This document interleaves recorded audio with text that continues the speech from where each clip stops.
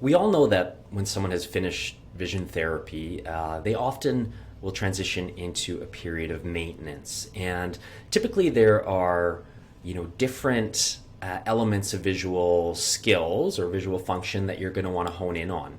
And particularly if you have a newer vision therapist or someone who is working with their first handful of clients, it can be a little bit overwhelming to decide exactly what activities may be helpful.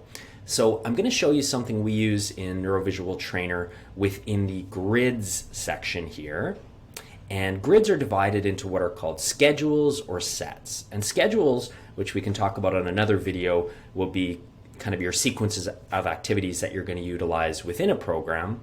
We use sets as a way to provide a collected set of activities that are going to work on one aspect of visual function, a lot of times, as I mentioned, for maintenance. So as an example, if the optometrist has done their evaluation and things are looking great, but we want to work through some maintenance work on, say, vergence or tracking or accommodation, you can assign a collection of different activities. So for us, for example, if we say we want to continue to work a little bit on vergence, there's going to be all of these activities that are going to immediately come up, and you can assign them as a group. So sports fixation, C3 coins, you can do randot, base in and out, jump duction, just a collection of activities that are going to work on the skill sets that you've determined maybe need a little bit more time, care, and attention.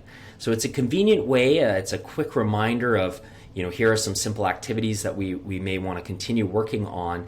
And it's helpful for learning. It's helpful for clients organizing their maintenance work, and it just really allows people to always stay on track.